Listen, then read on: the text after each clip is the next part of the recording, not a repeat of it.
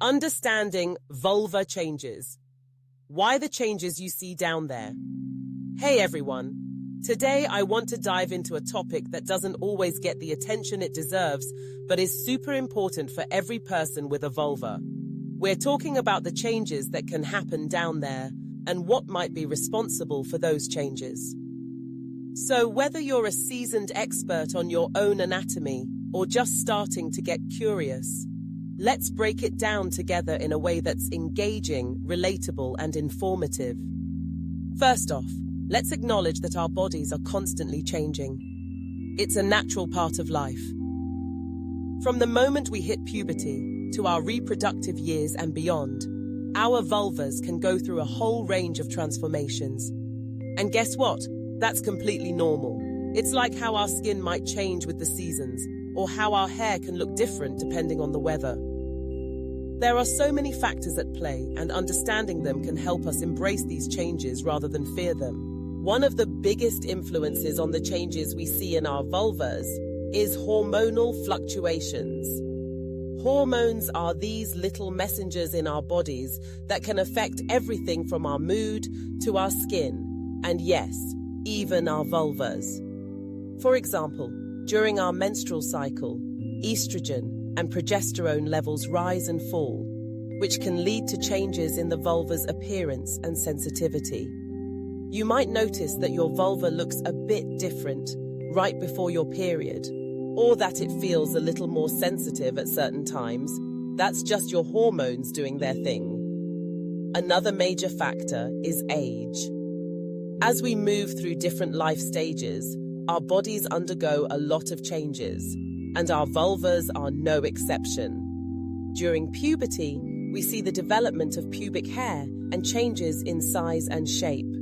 Then, during pregnancy, the vulva can swell due to increased blood flow and hormonal changes. Even after childbirth, many people notice changes in their vulva's appearance or texture. And let's not forget about menopause. As estrogen levels decline during this time, many people experience thinning of the vaginal walls and changes to the vulva. It's all part of the journey, and it's important to remember that every stage has its own unique beauty. Now, let's talk about lifestyle factors. What we eat, how we exercise, and how we manage stress can all have an impact on our bodies, including our vulvas. For instance, a diet high in sugar or processed foods can lead to imbalances in our body, which might result in changes in discharge or even irritation. On the flip side, a balanced diet rich in whole foods can promote overall health and wellness, which can reflect positively on our vulvas. Staying hydrated is also crucial, as it helps maintain the mucosal tissues, keeping everything comfortable and healthy. Exercise is another key player in this game.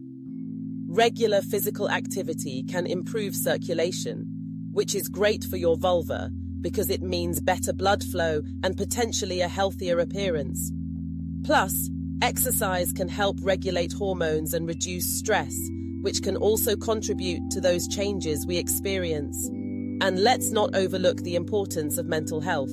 Stress can wreak havoc on our bodies, and when we're stressed, our hormones can go out of whack, leading to all sorts of changes. Finding ways to manage stress, whether through yoga, meditation, or simply taking time for yourself, can make a big difference. Speaking of external factors, let's chat about hygiene and products. The vulva is a delicate area, and what we put on our bodies matters. Using harsh soaps or douching can disrupt the natural balance of bacteria and pH levels, leading to irritation or infections. It's best to stick with gentle, unscented products and let your body do its thing. If you're ever unsure, consulting with a healthcare provider is always a good idea. And remember, it's perfectly normal to have some variation in discharge or odor.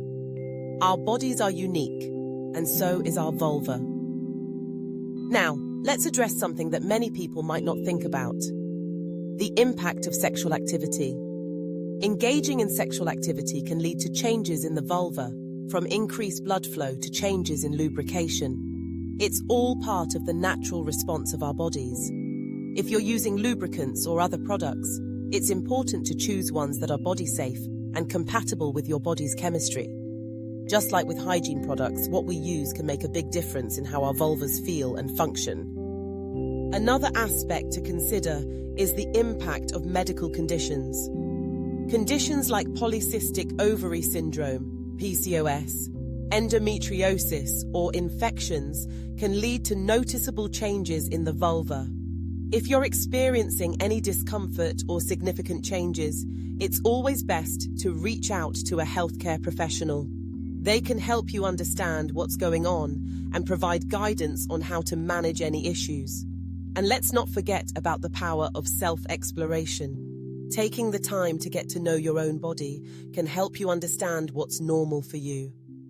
Everyone's vulva is unique, and getting familiar with your own anatomy can empower you to recognize changes when they happen. Plus, it's a great way to foster a positive body image and appreciation for your own individuality.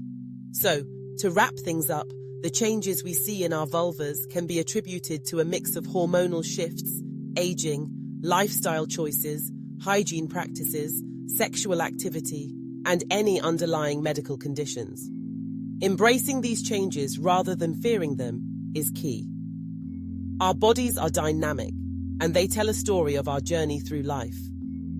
By understanding the factors that contribute to these changes, we can take charge of our health and well-being. Remember, it's all about being informed and proactive.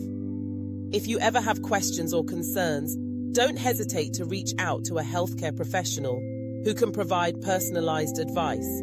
Let's continue to break the stigma around talking about our bodies and support each other in this journey of self-discovery. Thanks for joining me today, and I hope you found this discussion enlightening and empowering.